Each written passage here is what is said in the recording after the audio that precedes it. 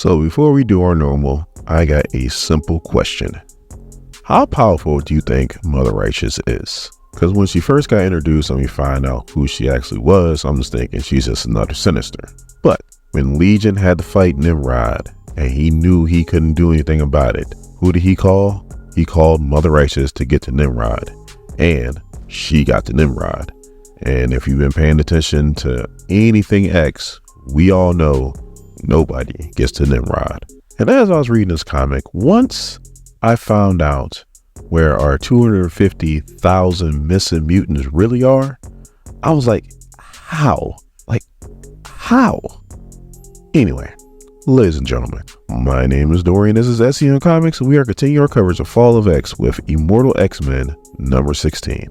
So our story starts off on Krakoa with Xavier standing in his usual spot on the beach. And Sebastian Shaw and Selene are looking at like satellite pictures of what Xavier did to their mercenaries. And even Selene, and she's been around for a very long time, is kind of grossed out by the pictures. And Sebastian Shaw is like, oh hell, we finally pushed this man too far. So now we take a trip to Shaw Industries. And Selene's like, what do you keep here? And Shaw's like, my most precious belongings. And Selene's like, your collection of vintage pornography?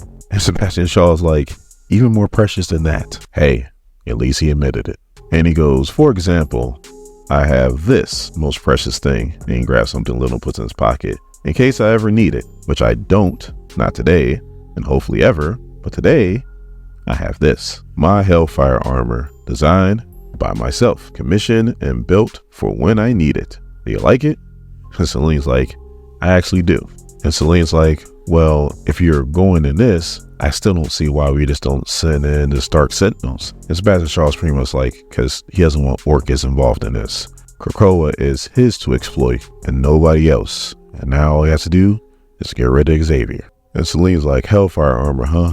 It's kind of embarrassing when you're no longer the Black King.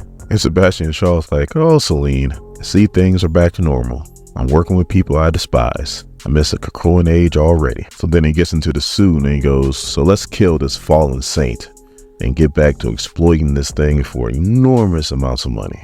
So on the next page, they get right to it. Sebastian Shaw is busting shots in his Hellfire armor, which is the War Machine armor. Don't let anybody tell you anything otherwise. And Xavier got to haul ass out of there. So while Sebastian Shaw is busting shots at Xavier, somebody is narrating. And when we turn to the next page, we see that it's Apocalypse, but not really. He even says, I'm not Apocalypse. Then they say, I'm something grander, and I feel like he would approve.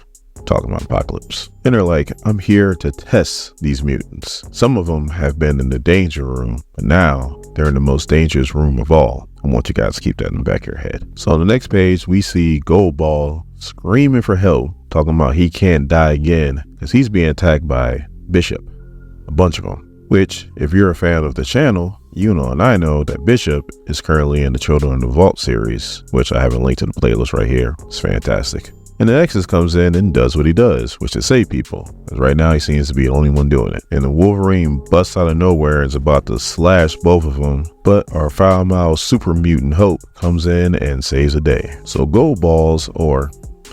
Egg was the last of the 5 to be found. So now the mutants can get back to doing what they do, and that's resurrecting people, or what I like to call using the cheat code. And we see that happen right on the very next page. So through these visions that supposedly Mother Righteous is having, that's the reason why they was able to reunite the 5. And Hope goes, thank you, Mother Righteous, I guess. And if you know Mother Righteous, that is why she's doing all these things. So Mother Righteous is like, there is one more mutant that we need to get, and her location is right here. So Destiny is doing Destiny things, and she's pretty much like, don't trust her. And Exodus is like, but she's been extremely useful and all of her visions have been right. Am I sensing some professional jealousy since you lost your powers? And Destiny is like, it doesn't matter.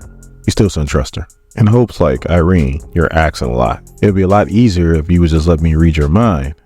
And this is what Destiny says.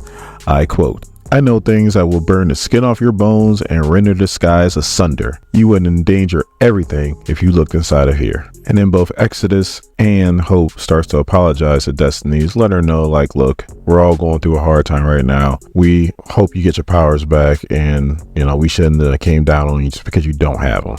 But then they're like, we need you to hold down the fort while we go save this last person that Mother Rises wants us to go save. So now we switch back to Krakoa, you know, the one that everybody knows is still around. And we see that Sebastian, Saul, and Selene still haven't caught Xavier yet, but they are getting close. Close enough to where he puts a call out to Emma. And the first thing Emma says is, oh, we're talking again? And he's like, look, things are a little bit pressing here. Could you help? And she's like, all right, I'm giving you an update. And he's like, Fist stole the Hellfire Club, huh? So Xavier does this so quick it's not funny. He goes out to Shaw, gets right past his blockers because they did not work. And he goes, I have harvested the passwords for a dozen key Hellfire Club accounts. It was like, you can use those to start taking back control. It'll be a battle, but you can win. It should be enough if you act now. Go recover your club. Krakoa will still be here when you're done. And Sebastian thinks about it for a second and goes, Selene, you're right. He got past my blockers. And Selene's like, you fool. And he starts busting down on Selene and pretty much knocks her out. So Nishal lands and he goes, let me pacify her. All she wants is the gates. Let me get that. And then I can get her off the island. And then I can go take on Fist. I'll give you those passwords. And then Saber's like, all right, done. Just understand, if you double cross me, they'll remember that they leaked their accounts to you. And then Shaw's like, I understand. It's a deal. And then Shaw's like, man, we really pushed you over the edge. Even Selene got her stomach turned a little bit by the pictures. And then Professor Xavier's like, what are you talking about? I didn't kill anybody.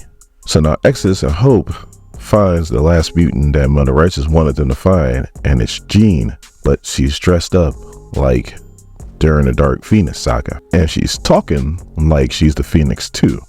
Like, it's pretty crazy. It makes no sense. And then out of nowhere, with Egypt behind them, Apocalypse appears and starts beating the hell out of Exodus. So then Rachel starts to put some of this stuff together. She's like, all right, bishops are appearing. I had run-ins with him in the past. Wolverine's appearing. You are dealing with Apocalypse. Like, we need to figure out what the hell's going on here. So she reads Jean's mind and she goes, it is hot. It is burning up. And she's like, we are being tested. We're being tested in a room. She goes, Exodus, what is the white hot room? And that's why I asked the question, how powerful Mother Righteous is. Is she working with the Phoenix? Is this something that she just created on her own? Like, it's a Phoenix fake. Like, I have questions. And I know I have Immortal X-Men number 17 sitting in my Kindle, but I'm living in the now. So if you guys didn't read ahead and don't know what's going on, let me know, what do you think? Is this Mother Righteous working by herself? Is she working with the Phoenix? Like, I got questions. And that's not even the most disturbing thing that happens in this comic, because it's about to happen right now. So Professor Xavier is walking and he comes across this cave and he goes down into it, and it's like a laboratory, and there's this monkey with scars and he has a visor on, and he points to this thing, and on the next page he looks into a mirror and there's a diamond painted on his forehead and it says, don't kill yourself, please. So you know what this means. Guess who's back? Back again. Sinister's back. Tell a friend.